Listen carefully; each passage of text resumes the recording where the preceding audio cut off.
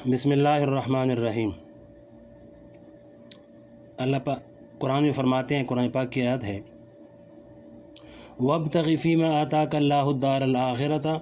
वला तंस नसीबक मिनद्दुनिया व अहसिन कमा अहसनल्लाहु इलैका वला तबग़िल फ़साद फ़िल अर्द इन्नल्लाहा ला युहिब्बुल मुफ़्सिदीन। बुज़ुर्गान मोहतरम व बिरादरान अज़ीज़, अभी जो आयत मैंने आपके सामने तिलावत की है, इसकी थोड़ी सी तशरीह इस मुख्तसर वक्त में करना चाहता हूँ। अल्लाह ताला सही तौर पर अपनी रज़ाए कामिला के मुताबिक बयान करने की तौफ़ीक़ अता फ़रमाए, आमीन। इस आयत का इंतखाब मैंने इसलिए किया कि आज एक बहुत बड़ी गलतफ़हमी अच्छे खासे पढ़े लिखे लोगों में भी कसरत के साथ पाई जाती है, और इस गलतफ़हमी का मदावा और इसका इज़ाला कुरान करीम की इस आयत में किया गया है।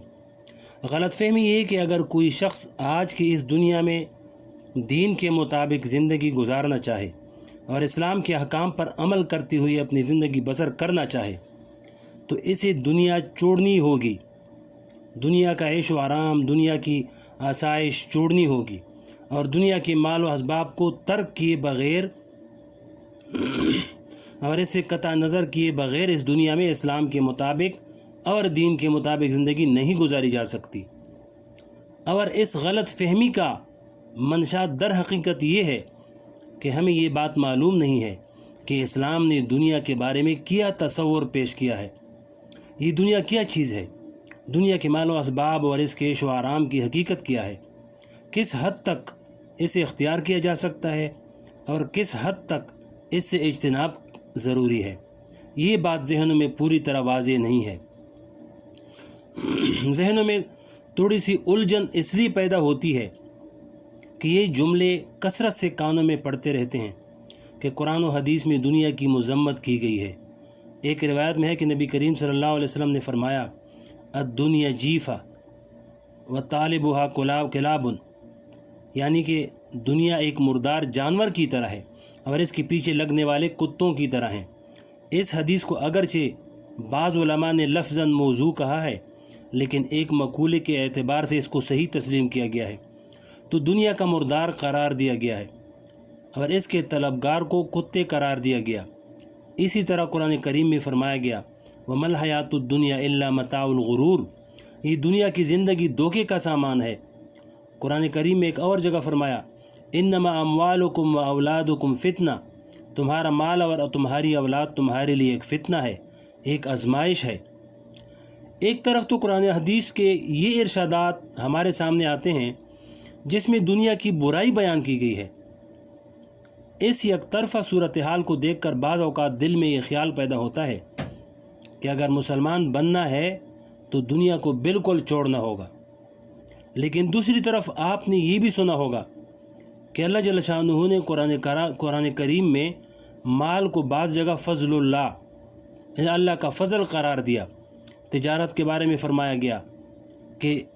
वब्तगू मिन फ़ज़लिल्लाह, कि तिजारत के ज़रिए अल्लाह के फ़ज़ल को तलाश करना।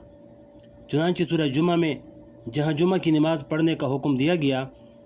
इसके बाद आगे इरशाद फरमाया, फ़इज़ा क़ुदियतिस्सलातु फ़ंतशिरू फ़िल अर्दि वब्तगू मिन फ़ज़लिल्लाह, कि जब जुमा की नमाज़ ख़त्म हो जाए तो ज़मीन में फैल जाओ और अल्लाह के फ़ज़ल को तलाश करो। तो माल और तिजारत को अल्लाह का फ़ज़ल करार दिया।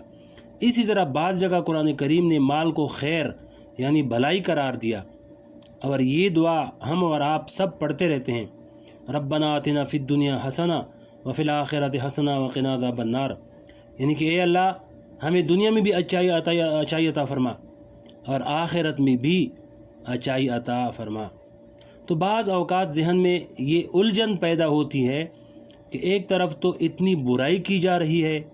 कि इस दुनिया को मुर्दार कहा जा रहा है, इसके तालिबगारों को कुत्ता कहा जा रहा है, और दूसरी तरफ इसको अल्लाह का फ़ज़ल करार दिया जा रहा है, खैर कहा जा रहा है, इसकी अच्छाई बयान की जा रही है। तो इनमें से कौन सी बात सही है? तो मेरे दोस्तों, असल बात यह है कि कुरान और हदीस को सही तरीके से पढ़ने के बाद जो सूरत हाल वाज़ेह होती है वो ये है कि अल्लाह तबारक व तआला और अल्लाह के रसूल सल्लल्लाहु अलैहि वसल्लम हमसे ये नहीं चाहते कि हम दुनिया को छोड़ कर बैठ जाएं। ईसाई मज़हब में تو اس وقت تک اللہ کا قرب حاصل نہیں ہو سکتا تھا جب تک انسان بیوی بچوں اور گھر بار اور کاروبار کو چھوڑ کر نہ بیٹھ جائے، یعنی راہب نہ بن جائے۔ لیکن نبی کریم صلی اللہ علیہ وسلم نے جو تعلیمات ہمیں عطا فرمائی، اس میں یہ کہیں نہیں لکھا کہ تم دنیا کو چھوڑ دو، کمائی نہ کرو، تجارت نہ کرو، مال حاصل نہ کرو، گھر نہ بناؤ، بیوی بچوں کے ساتھ ہنسو بولو نہیں، کھانا نہ کھاؤ۔ اس قسم کا کوئی حکم شریعت محمدیہ میں موجود نہیں۔ ہاں، یہ ضرور کہا ہے کہ یہ دنیا تمہاری آخری منزل نہیں ہے، یہ تمہاری زندگی کا آخری مقصد نہیں ہے۔ یہ سمجھنا غلط ہے کہ ہماری جو کچھ کارروائی ہے وہ صرف اسی دنیا سے متعلق ہے، اس سے آگے ہمیں کچھ نہیں سوچنا ہے اور نہ کچھ کرنا ہے، بلکہ یہ کہا گیا ہے کہ یہ دنیا در حقیقت اس لیے ہے کہ تاکہ تم اس میں رہ کر اپنی آنے والی ابدی زندگی یعنی آخرت کی زندگی کے لیے کچھ تیاری کر لو، اور آخرت کو فراموش کیے بغیر اس دنیا کو اس طرح استعمال کرو کہ اس میں تمہاری دنیاوی ضروریات بھی پوری ہوں اور ساتھ ساتھ آخرت کی جو زندگی آنے والی ہے اس کی بھلائی بھی تمہارے پیش نظر ہو۔ یہ تو ایک کھلی ہوئی حقیقت ہے کہ جس سے کوئی بد سے بدتر کافر بھی انکار نہیں کر سکتا کہ ہر انسان کو ایک دن مرنا ہے، موت آنی ہے۔ یہ وہ حقیقت ہے جس میں آج تک کوئی شخص انکار نہیں کر سکا، یہاں تک کہ لوگوں نے خدا کا انکار کر دیا، لیکن موت کا منکر آج تک کوئی پیدا نہیں ہوا۔ کسی نے یہ نہیں کہا ہے کہ مجھے موت نہیں آئے گی، میں ہمیشہ زندہ رہوں گا، اور اس میں کوئی اختلاف نہیں۔ اور اس بات میں بھی کوئی اختلاف نہیں کہ کسی کو نہیں معلوم کہ کس کی موت کب آئے گی۔ بڑے سے بڑا سائنسدان، بڑے سے بڑا ڈاکٹر، بڑے سے بڑا سرمایہ دار، فلسفی، وہ یہ نہیں بتا سکتا کہ میری موت کب آئے گی۔ اور تیسری بات یہ کہ مرنے کے بعد کیا ہونا ہے، آج تک کوئی سائنس فلسفہ، کوئی ایسا علم ایجاد نہیں ہوا جو انسان کو براہ راست یہ بتا سکے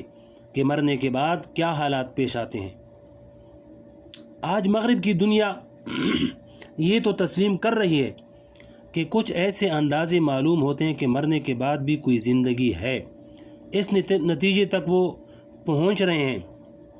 لیکن اس کے حالات کیا ہیں، اس میں انسان کا کیا حشر بنے گا، اس کی تفصیلات دنیا کی کوئی سائنس نہیں بتا سکی۔ جب یہ بات طے ہے کہ مرنا ہے، ہو سکتا ہے کہ کل ہی مر جائیں، اور یہ بھی طے ہے کہ مرنے کے بعد آنے والی زندگی کے حالات کا براہ راست مجھے علم نہیں۔